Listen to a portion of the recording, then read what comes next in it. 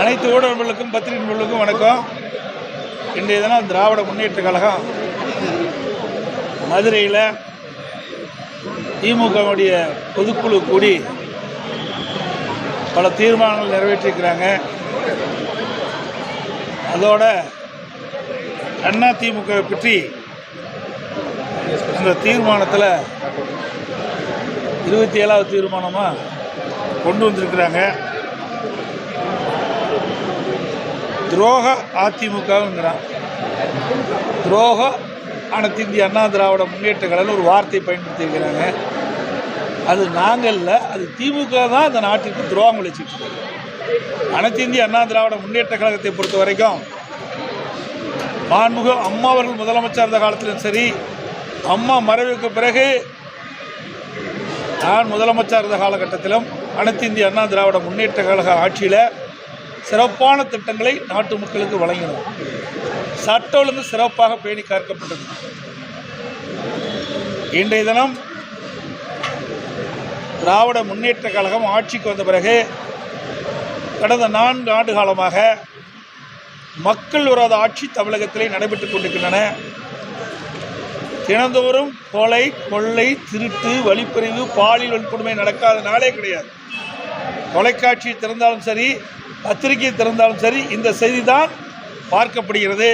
அப்படி ஒரு மோசமான ஆட்சி தமிழகத்திலே இன்றைய தினம் நடைபெற்று கொண்டிருக்கிறது. திரு ஸ்டாலின் மாடல் ஆட்சி தான் துரோக ஆட்சி என்பதை இந்த நேரத்தில் குறிப்பிட விரும்புகிறேன். அதோடு கல்விக் கொள்கை பற்றி குறிப்பிட்டதாக நான் கேள்விப்பட்டேன். திராவிட முன்னேற்ற கழகம் மத்தியிலே சுமார் 16 ஆண்டு காலம் ஆட்சி அதிகாரத்தில் இருந்தது. காங்கிரஸ் ஆட்சியில் இடம்பெற்றார்கள், பாரதிய ஜனதா கட்சியிலும் ஆட்சியில் இடம்பெற்றார்கள். ஐக்கிய குஜராத் அவர் பிரைம் மினிஸ்டராக இருந்தபோதும் அந்த மத்திய அமைச்சரவை இடம்பெற்றிருந்தார்கள். மரியாதைக்கு தேவகடா அவர்கள் இருக்கின்ற பொழுதும் அந்த அமைச்சரவையிலே மத்தியில் இடம்பெற்றார்கள். 16 ஆண்டு காலம் மத்தியிலே ஆட்சி அதிகாரம் இருக்கின்ற பொழுது ஏன் இந்த கல்விக் கொள்கையில் இந்த திராவிட மாடல் அரசு சொல்கிறாங்க, திரு ஸ்டாலின் மாடல் அரசு ஏன் கவனம் செலுத்தலை? ஏன் திமுக கவனம் செலுத்தலை?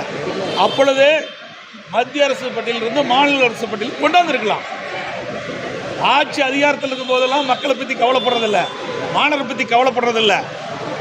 ஆட்சி அதிகாரம் இல்லாத போது வேண்டுமென்றே திட்டமிட்டு மற்றவர் மீது பழி சுமத்துவதுதான் திமுகவுடைய வாடிக்கை.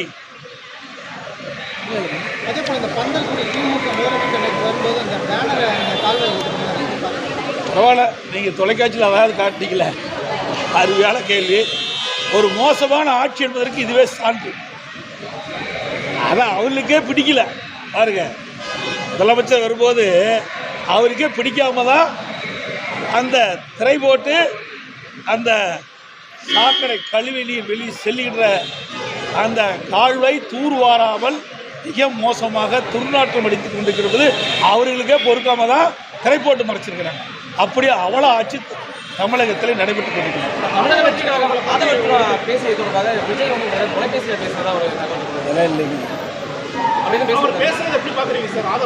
அவரே மாதிரி ட்வீட் போட்டார்ல, அதோட முடிஞ்சது.